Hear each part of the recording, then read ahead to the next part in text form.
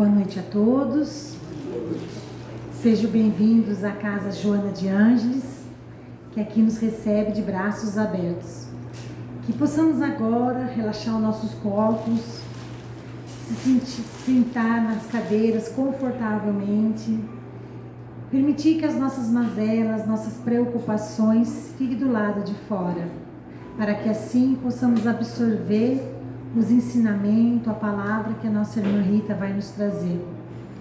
Que essas palavras possam edificar, que possam alimentar o nosso espírito e que assim, com esse alimento espiritual, possamos continuar a nossa caminhada para a vida plena ao lado de Deus. Que assim seja, graças a Deus.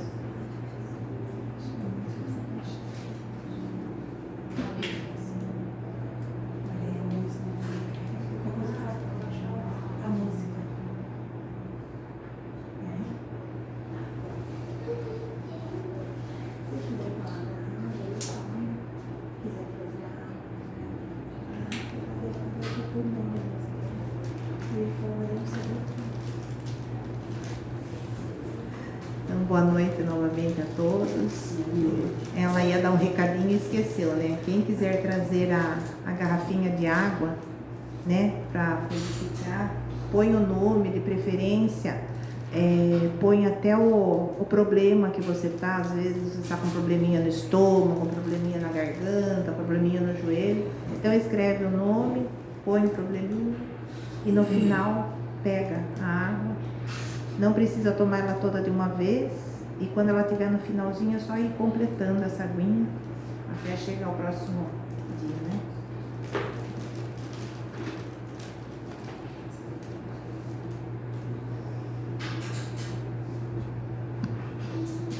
Então, hoje eu vou falar do capítulo 5, que é Bem-aventurados os aflitos, né? Então, bem-aventurados os que choram, pois que serão consolados. Bem-aventurados os famintos e os sequiosos de justiça, pois que serão saciados. Bem-aventurados os que sofrem perseguição pela justiça, pois que é deles o reino dos céus. Bem-aventurados vós, que sois pobres, porque vosso é o reino dos céus. Bem-aventurado vós, que agora tendes fome, porque sereis saciados. Ditosos sois, vós que agora chorais, porque rireis. Mas, ai de vós, ricos, que tendes no mundo a vossa consolação. Ai de vós que estáis saciados, porque tereis fome. Ai de vós que agora rides, porque sereis constrangidos a gemer e a chorar. Né? Então, o que Jesus, que essa citação está no Evangelho de Mateus e de Lucas, né? Então, o que Jesus passa com essa mensagem, né? Que a gente nunca deve perder nossa esperança, que Deus está sempre olhando e provendo o que a gente necessita. Mas a gente tem que saber que é tudo na hora de Deus e não na hora que a gente quer, né? Porque as causas de nossas aflições, às vezes, não é nessa encarnação que nós estamos tendo, né? Às vezes são de encarnações passadas e que a gente tem que resgatar aqui, né? Então, a principal lição desse capítulo é que Deus, Ele está sempre presente, né? É nós que nos distanciamos dele, na verdade, né? Então, esse capítulo, ele fala da dor, né? Para que possamos compreender por que a gente passa por dores, né? E todas as dores que nós passamos, sejam passageiras ou sejam mais longas, é para nos ensinar alguma coisa.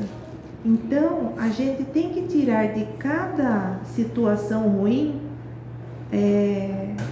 uma lição, né? E como que a gente tira essa lição? É entrando dentro de nós mesmos, né? E perguntando, por que eu estou passando por isso? Porque às vezes são mágoas, raiva, reprimidos dentro da gente, né? Ódio. E tudo isso nos causa sofrimento, nos causa doença, porque já está provado, né, que o corpo físico, ele é um conjunto, corpo, alma e mente, né? Então, a gente tem que cuidar da nossa alma, a gente tem que cuidar do nosso espírito. E para isso, a gente tem que estar sempre conectado com o divino. E é através da oração, é através do evangelho no lar, né? Uma vez por semana, pelo menos, a gente deve pegar o evangelho, sentar com a família. Se não for possível sentar com a família, senta sozinho, no momento que não tem ninguém, no momento de silêncio, e entre em contato com o evangelho de Jesus, com os ensinamentos dele, né? Então, as causas atuais das aflições, de duas espécies são as vicissitudes da vida, ou se preferirem, promanam de duas fontes bem diferentes, que importa distinguir. Uma tem sua causa na vida presente, outra fora dessa vida, né? Então, quais são as aflições que a gente tem nessa vida? Às vezes é a gente mesmo que atrai essas aflições, né? Com falta de perdão, com falta de amor, com falta de caridade. E às vezes também tendo comportamentos na vida de extravagância, né? De comida, de extravagância de bebida, que tudo isso vai refletindo no nosso corpo e vai nos causando dor e sofrimento, vai nos causando doença. E a outra, né, que é que ele fala que a outra é fora desta vida, ou seja, de vidas passadas, como eu falei no começo. Então a gente traz muitos problemas, muitas doenças que a gente não conseguiu exterminar lá atrás, que a gente não conseguiu trabalhar, a gente não conseguiu evoluir na vida passada, né? Então, Deus, ele é tão maravilhoso que ele faz a gente repetir, né, as nossas provas como a criança repete na escola, porque ele não quer ninguém do outro lado, né? Ele não quer ninguém levando erros. Ele quer que todos nós sejamos quase perfeitos, né? Porque perfeito mesmo é só ele.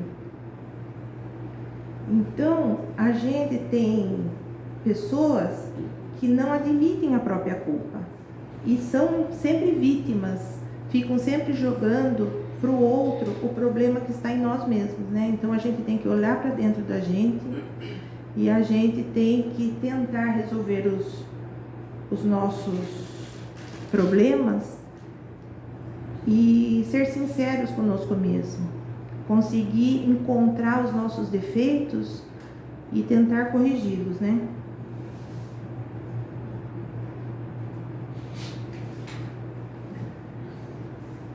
Então, aqui diz também num trecho. Então, há de o homem se responsabilizar por todas essas aflições, senão a si mesmo. O homem, pois, em grande número de casos, é o causador dos seus próprios infortúnios. Mas, em vez de reconhecê-lo, acha mais simples, menos humilhante para a sua vaidade, acusar a sorte, a providência, a má fortuna, a má estrela, ao passo que a má estrela é apenas a sua incúria, né? Então, o homem as evitará quando trabalha por se melhorar moralmente tanto quanto intelectualmente. Então, a gente, quando ele fala aqui trabalhar moralmente, né? A gente reclama tanto de corrupção, a gente às vezes fica injustiçada com certas coisas, mas se a gente parar para pensar, quantos de nós não comete, né, pequenas corrupções, né? Quando a gente para em faixa dupla, quando a gente tenta furar uma fila, né? Não estou falando aqui de ninguém, mas existe isso, né?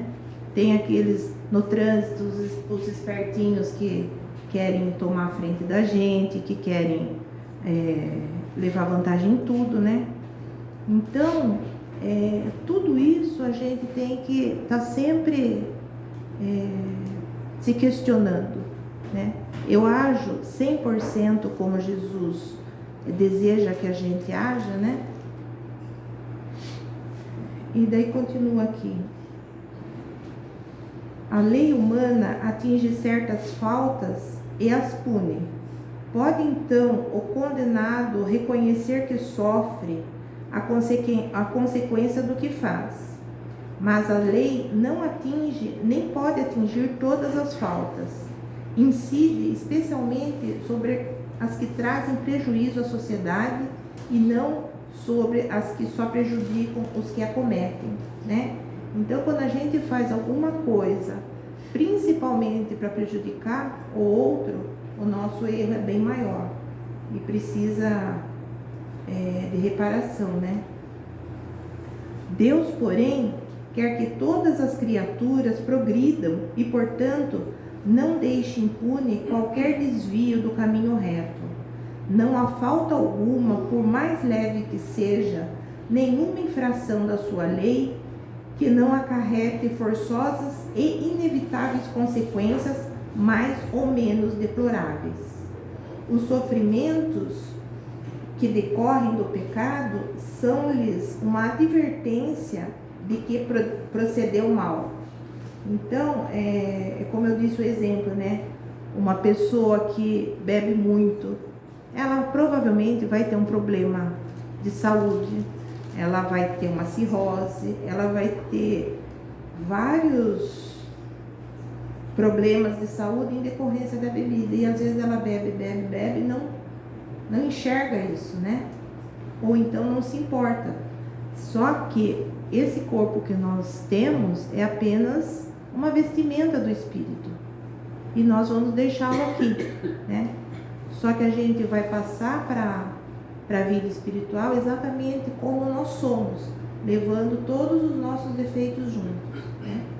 Por isso que quando a gente tem a misericórdia de poder reencarnar de novo, Deus nos dá para quê? Para que possamos melhorar, para que possamos evoluir. Ninguém volta para trás, mas a gente tem a obrigação de caminhar, né? Sempre para frente.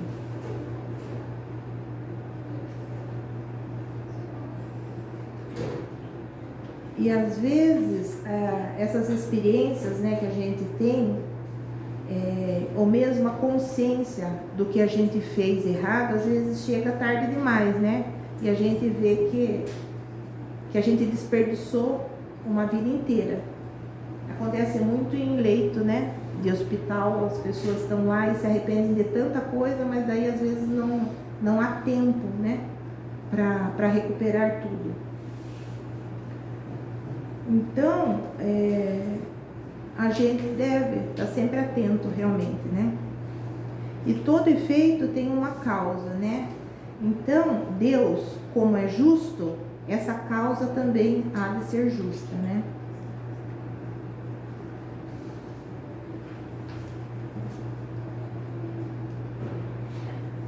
A prosperidade do mal é apenas momentânea. Se ele não espiar hoje, espiará amanhã. Então, todo mundo vai ter que espiar alguma coisa, até o espírito ir se fortalecendo e se tornando cada vez mais um espírito de luz, né? E aqui tem os sofrimentos, né, que a gente pode ter e não sabe por quê, né? Então, se a gente foi duro e desumano, poderá ser seu turno, tratado durante e com desumanidade. Se foi orgulhoso, poderá nascer em humilhante condição. Se for avarento, egoísta ou se faz mau uso de suas riquezas, poderá ver-se privado do necessário. Se foi mau filho, poderá sofrer pelos procedimentos de seus pais. Então, isso explica, né, a pluralidade das existências, porque a gente só aprende, a gente só sente na pele o problema do outro quando a gente sente na pele, né? Falei ao contrário. Então a gente só sente o problema do outro se a gente já passou por aquilo, né? Que a gente tem essa capacidade, né? Então, Deus, na sua infinita bondade, Ele não nos cobra nada, porque Ele nos dá o livre-arbítrio. Então, a gente pode fazer o que a gente quiser, mas a gente tem que ter consciência que nós teremos que prestar contas de tudo o que nós fazemos e tudo vai ter consequência, tanto para o lado do bem, tanto para o lado do mal, né? Então, se a gente está sempre na linha reta, na linha certa, no caminho, né, de Deus, se a gente está sempre conectado com Ele, qualquer problema a gente consegue resolver, né?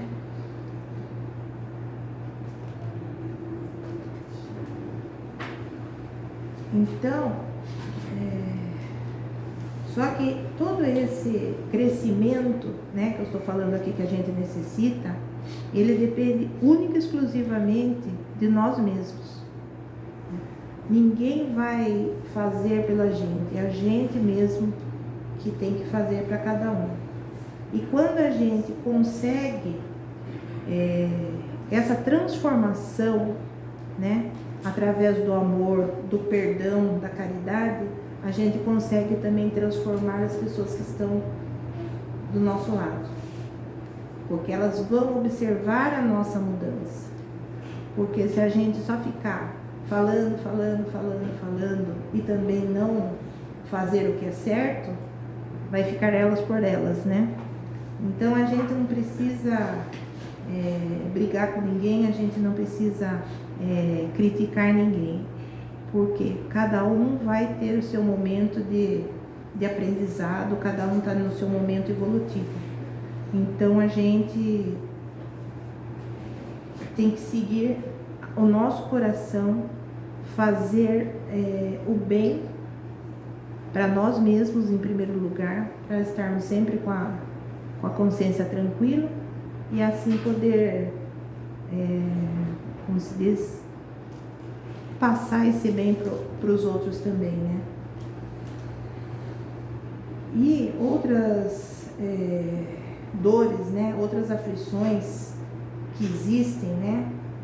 Que às vezes não são provocadas pela gente, como a perda de um ente querido, um divórcio, um desemprego, né? Então essas dores, geralmente elas são passageiras, né? Porque também entra naquela da lição, do aprendizado, né? E se a gente tem esse benefício da doutrina nos orientando, nos consolando, porque é uma doutrina consoladora, então a gente vai entendendo as questões, vai aceitando, né? E sabendo que nosso espírito, ele é imortal. Então a gente, através do espiritismo, a gente tem esse consolo e essa condição também de salvação, né?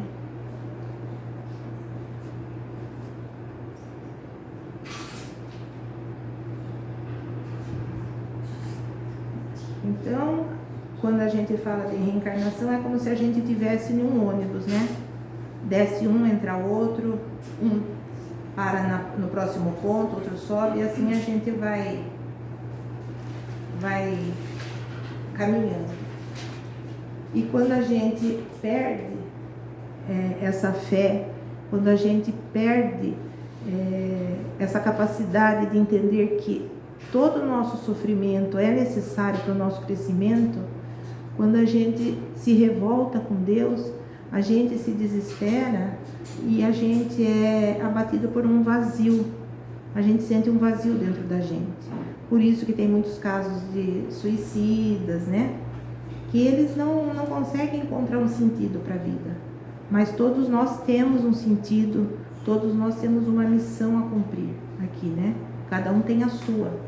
Então não podemos dobrar os nossos braços e levar um dia após o outro sem ter a certeza que a gente veio com uma missão aqui, que a gente precisa executá-la com louvor, né? Para que Deus veja que a gente se esforça, que a gente está procurando caminhar e respeitar suas leis e aprender, né, os seus ensinamentos, né?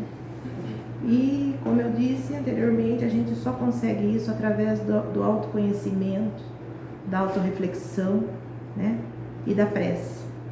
Mas aquela prece sincera mesmo, que sai do coração, não aquelas preces decoradas que a gente vai dormir, tá com pressa para dormir, pega, lê um pouquinho, né? Então a gente às vezes nem precisa ter uma prece bonita, decorada, é uma conversa com Deus mesmo, né? Pedindo força para a gente nunca sair do nosso caminho, né? Para que Ele sempre esteja nos guiando. Então a gente tendo essa proximidade com Deus, a gente vai conseguindo cada vez mais se fortalecer e estar sempre pronto para tudo que a vida nos apresenta, né? E assim a gente termina o nosso evangelho agora. Ele é bem longo, se alguém quiser estudar em casa, é o capítulo 5 do evangelho, tá bom? Então agradeço a todos. Então vamos novamente fechando os nossos olhos, vamos nos conectando com a espiritualidade, nos conectando com os nossos mentores e pedindo que eles sempre estejam nos intuindo para que possamos sempre fazer o melhor de nós e que Ele barre nossas más tendências e que nos ajude sempre a estar fortalecidos na fé, com esperança sempre, e sempre com resiliência,